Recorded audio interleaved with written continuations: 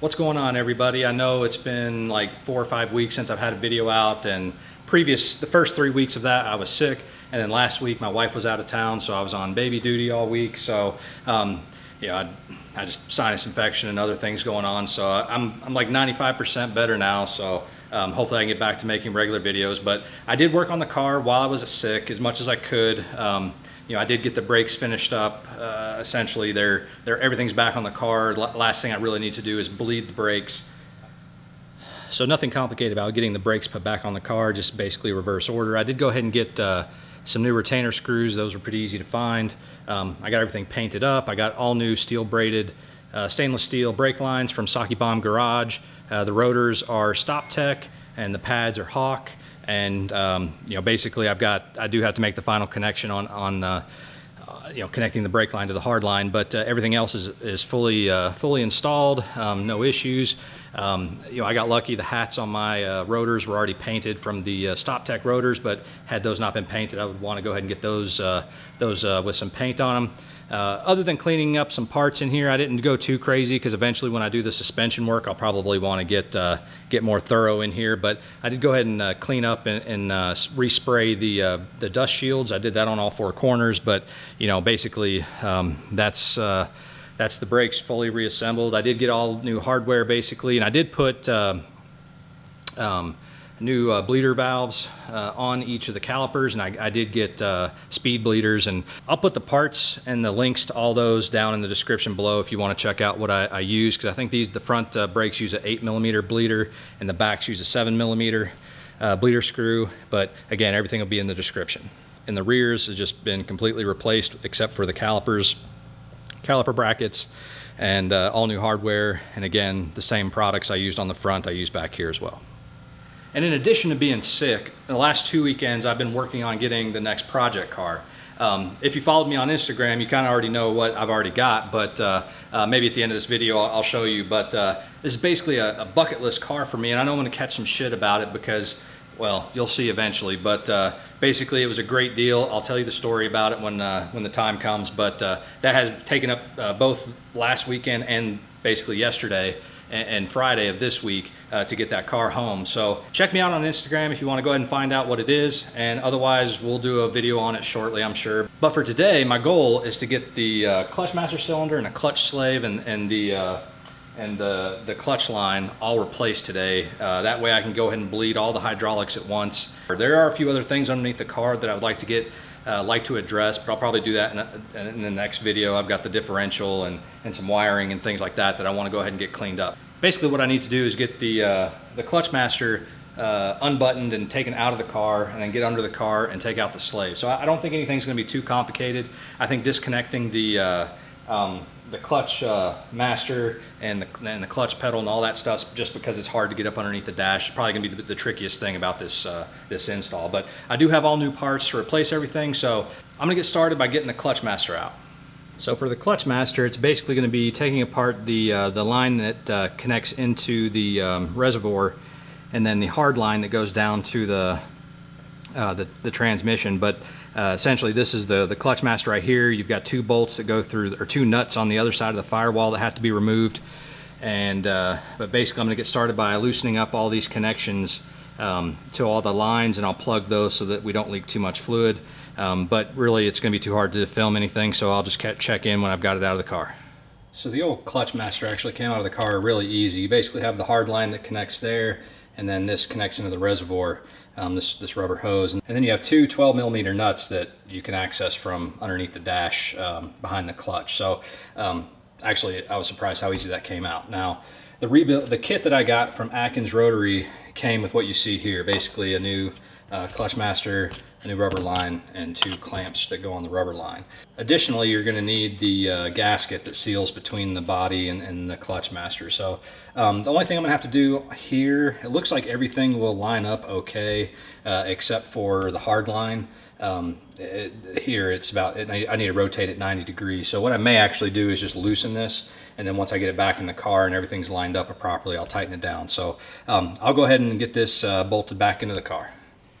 So again, just as easy as it is to take out, is just as easy to put in. The only thing that might get you is the push rod that comes from the clutch into the clutch master.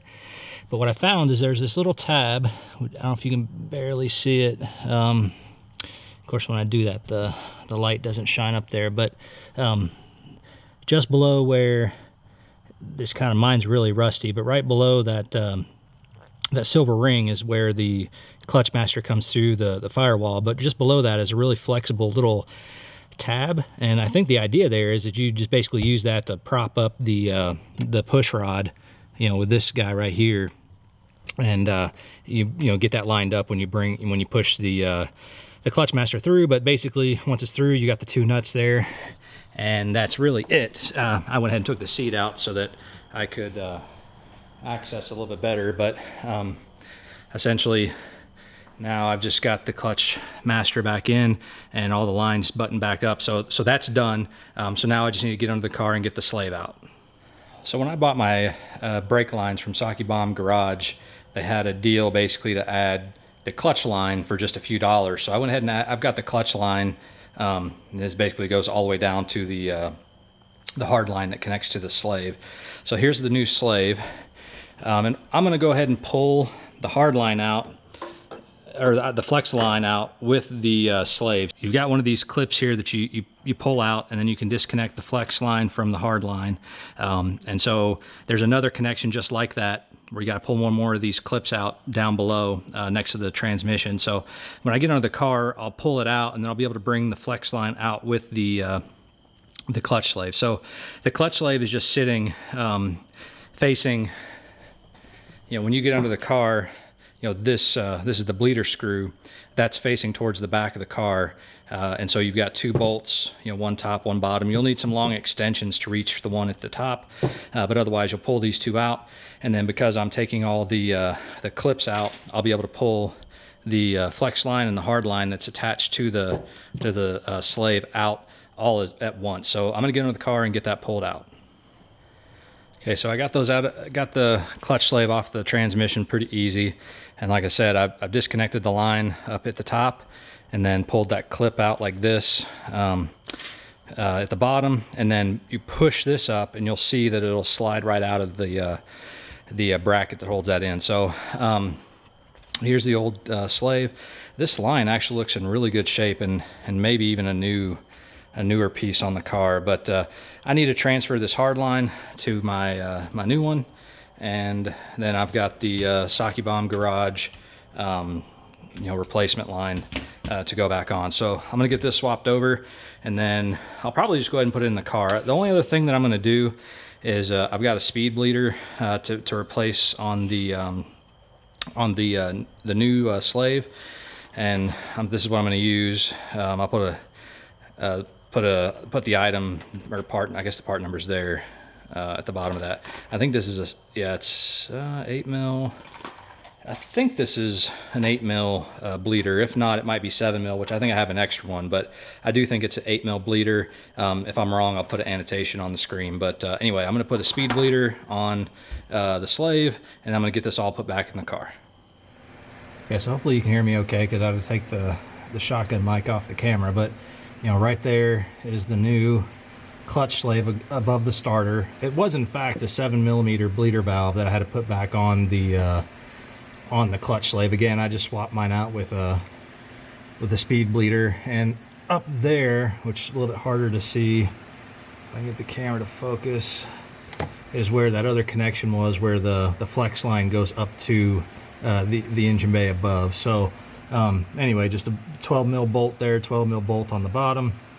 You just want to make sure that you get the you know, the push rod that goes between the slave and the fork, you know, lined up, which is kind of difficult to do with the starter, and it's going to be trial and error, I guess, by the time I get everything checked. So that completes all of the parts that I wanted to install on the car with regards to the hydraulic system. Now, you know, the clutch slave, the clutch master, none of that seemed to have any issues, obvious issues. So maybe there was some internal leaking inside the clutch master, is why I was having problems with my clutch pedal.